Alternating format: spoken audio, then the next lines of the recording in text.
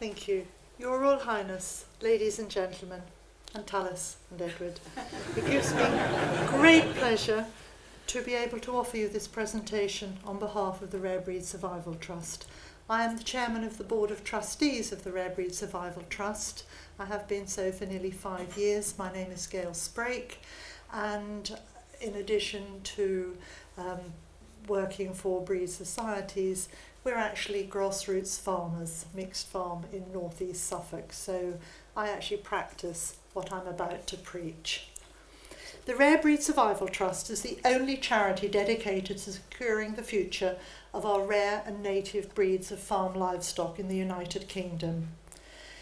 Since 1973, the RBST charity has been safeguarding these breeds against diminishing numbers and potential threats caused by disease outbreak or geographical concentration. Of all the breeds in our care, it is the pigs and most especially the equine breeds that currently give us most cause for concern.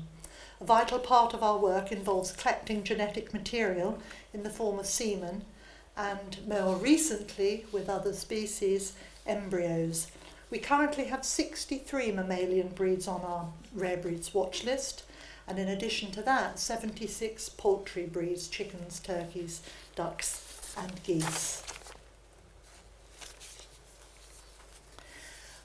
We do very basic work. We do 3 things. We monitor, we save, we promote. We monitor the numbers of livestock. Data is collected on an annual basis, and by counting the numbers of registered breeding females, our staff team publishes a watch list, and we work very closely with breed societies in order to gather this information. And we save genetics in our living gene bank. RBST does not own farms, large or small, to safely rear and breed these animals. In exceptional cases, we own a very small number of genetically valuable animals which are kept for us by an equally small number of dedicated farmers.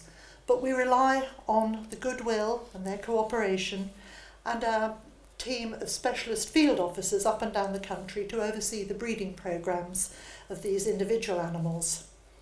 And we promote the vital work that is really done by not just us but a whole lot of other people, our members, our breed societies, our breeders, our support groups up and down the country all help to support rare and native breeds. We are a small charity, but we work with some amazing people to promote the breeds. Since the early days of RBST, in the early 70s, we recognised the importance of collecting and storing genetic material. This basically is how semen collections were undertaken in the early days, and the image shows a collection from a Shetland bull on the Shetland Isles in 1987. As we stand here today in these amazing state-of-the-art facilities at Stallion AI Services, one realises how far we have come. Breeders, in fact, are still using semen from this Shetland bull because with bulls and with boars, RBST provides a service to breeders and farmers in that while some straws of semen are saved for the archive, some semen is made available for breeders to be able to use. However, in the case of stallion semen, all semen collected is stored and banked for the future as an insurance policy for the breeds. RBST does not sell stallion semen. Some is gifted to us by generous stallion owners, and I must add that we are always very grateful for such donations. The gene bank is vital for the long-term safeguarding of all of our rare and native breeds. It ensures future genetic diversity, and we store genetics that would otherwise be lost. Now, the church tower diagram actually shows very clearly and quite dramatically how much work there still remains to be done. The FAO, the Food and Agriculture Organization, actually states that there should, or recommends there should be 25 unrelated males for each breed. The church tower for sheep and cattle look more positive, and in fact the ovine bank is currently about 75% filled, and in the living gene bank we store some cattle and some sheep embryos. Since 2002 we have banked semen from 72 stallions of 14 different breeds, and again some of this has been gifted to us. But freezing equine semen can be tricky, and Stallion AI Services and Tullers are working very hard to actually try and address this challenge. Working together is vital with owners and breed societies, and it's the key to the success of the Living Gene Bank, and this is especially pertinent with our equine breeds. A recent collection has been made from Balmoral Lord, here in the picture, a Highland pony belonging to Her Majesty the Queen. And I wanted to just talk very briefly and use the Eriskay breed as an example of good practice. A sophisticated genetic analysis was undertaken by our field officers to enable RBST to identify and select the appropriate stallions. We worked closely with the owner of 2 Eriskay stallions. One was funded by the owner and the other by RBST, and both collections were successfully undertaken here at Stallion AI Services. And we then swapped some straws with the owner, which meant that we were able to bank bloodlines of both animals for conservation purposes. Epididymal collections are also a cost-effective way of harvesting semen, for example from the testes at the time of gelding. And most recently Tullus undertook this work with a hackney that was gelded. And I understand that in true movie style, the testes were rushed to Tullus, safely stored in an ice box, strapped into the front seat of the owner's car. And I'm pleased to report that 18 doses were successfully harvested and banked for the future.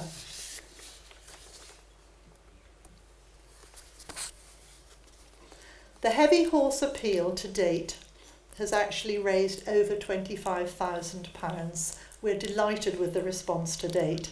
It's been raised through crowdfunding, through a competition, and through donations, and every single penny of that will be used specifically for semen collection of our heavy horses, the Shire, the Suffolk, and the Clydesdale. We're pleased that this is enabling us to work more closely in collaboration with breed societies, since we are, after all working for the same results. And I'd like to just use the Suffolk as an example of the urgency of this work.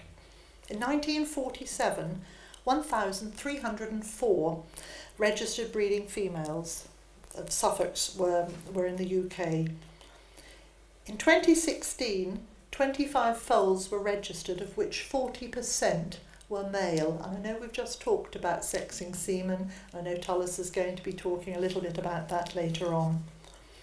I was born and raised on a farm in Suffolk, and my grandfather registered his own Suffolk stallions in the 1920s.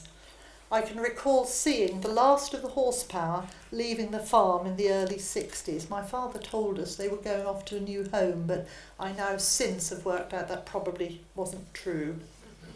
But now breeders, horse owners, riders and enthusiasts are all having to find new ways of using our heavy horses. The short video that follows actually has a very poignant message, and I'd like to share this with you.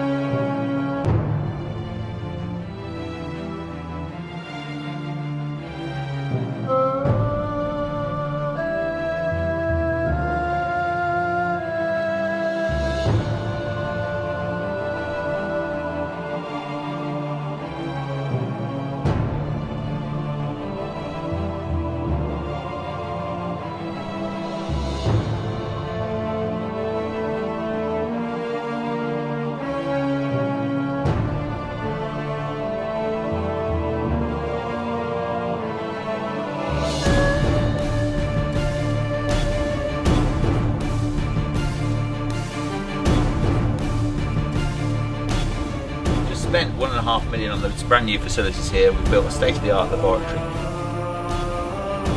We've made an extender medium we put in with the seam, and that actually frees it at minus 196 degrees. So in 10, 20, 30 or 40 years time, we can actually repopulate a generation with that genetic line. It's amazing how you can bring something back to life that is so cold and then straight away get pregnancies. It's quite amazing.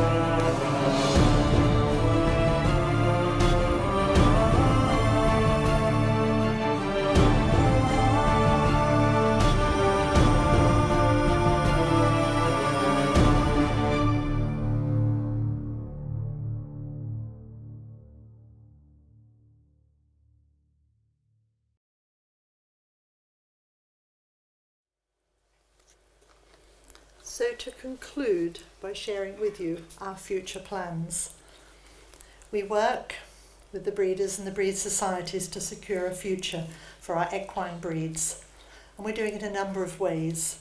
An equine breeders seminar is to take place here at Stallion AI Services later in the year, and the plan is to offer basic breeding advice to those people, and also to offer a tour of the impressive facilities here too, of course. Our RBST field officer Ruth Dalton, who's here today, is working closely with Dr. Andrew Dell to use computer-based breed analysis and the creation of breeding programs for the reduction of inbreeding and genetic retention. This allows us to build on the work already in place with the grassroots program database and the outputs that we have from that program. And we must continue to raise the profile of the RBST gene bank, our living gene bank. Technology involved in genetics work continues, and it develops as research pushes the boundaries still further.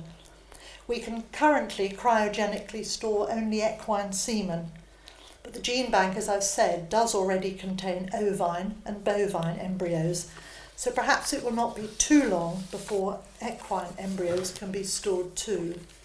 The founding fathers of Rare Breed Survival Trust and our founder chairman Joe Henson would be proud of this groundbreaking progress, but until our living gene bank is full, we cannot rest. The heavy horse appeal is vital to ensure that we do not lose any one of these iconic breeds. We can proudly state that not one breed has been lost since RBST was founded in 1973.